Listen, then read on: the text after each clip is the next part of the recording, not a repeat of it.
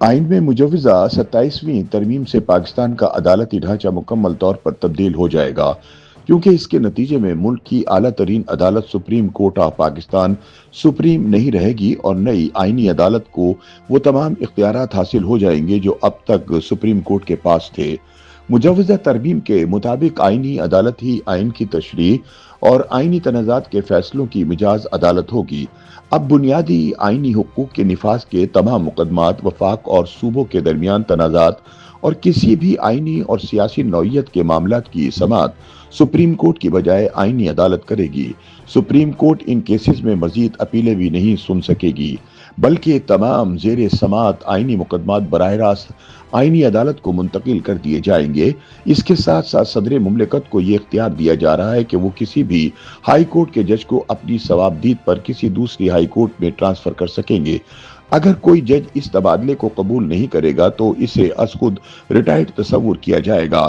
یہی اصول supreme court کے ججوں پر بھی لاگو ہوگا، یعنی سپریم کورٹ کے جج بھی اپنی مرضی کے برخلاف تبادلے یا نئی تقرری قبول کرنے سے انکار نہیں کر سکیں گے۔ قانونی ماہرین کے مطابق یہ شق عدلیہ کی آزادی کے اصول سے متصادم ہے، کیونکہ اس سے ججوں کو انتظامیہ کے اثر و رسوخ میں لانے کا خطرہ بڑھ جائے گا۔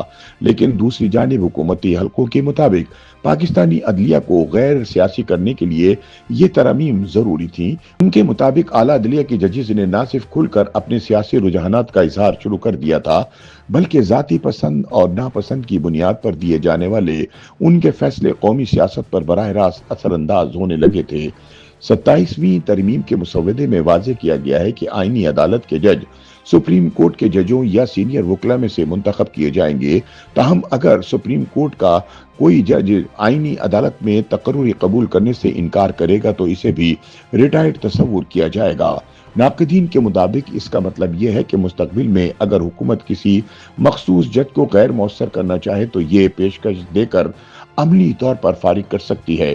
نئی ترمیم کے مطابق آئینی عدالت کے چیف جسٹس کو آئینی تشریحات، صوبائی تنازعات اور بنیادی حقوق کے معاملات پر مکمل اور حتمی اختیار حاصل ہوگا۔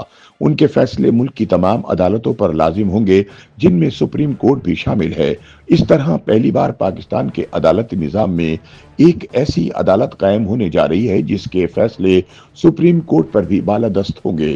یوں چیف جسٹس آف آئینی عدالت چیف جسٹس آف پاکستان سے کہیں زیادہ بااختیار حیثیت اختیار کر لیں گے۔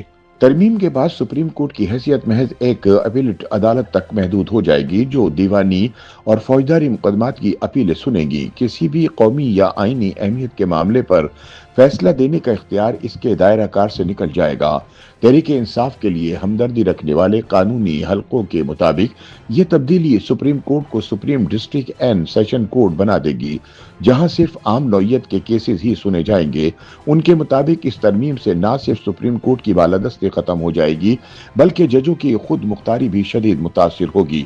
تحریک انصاف کے سیکرٹری جنرل سلمان اکرم راجہ کا 27ویں آئینی ترمیم پر تبصرہ کرتے ہوئے کہنا ہے کہ جو خواب ماضی میں جنرل ضیاء الحق اور جنرل پرویز مشرف جیسے فوجی حکمران دیکھتے رہے، وہ اب field marshal general Asim Munir کی زیر سایہ پارلیمنٹ کے ذریعے پورا ہوتا دکھائی دے رہا ہے۔ دوسری جانب حکومتی ذرائع اس تاثر کو رد کرتے ہیں اور کہتے ہیں کہ 27ویں ترمیم عدلیہ کو سیاست سے الگ کرنے اور اداروں کے درمیان اختیارات کی نئی تقسیم کے لیے ضروری ہے۔ YouTube پر گوگلی نیوز دیکھنے کے لیے youtube.com کی سرچ بار میں googly news T V type کریں۔ گوگلی نیوز کے پیج پر سرخ رنگ کے سبسکرپشن والے بٹن پر کلک کرنا نہ بھولیے۔ YouTube پیج پر اپلوڈ ہونے والی ویڈیوز سے باخبر رہنے کے لیے بیل آئیکن پر کلک کیجیے۔ آپ کو ہر نئی ویڈیو کے بارے میں نوٹیفیکیشن موصول ہو جائے گا۔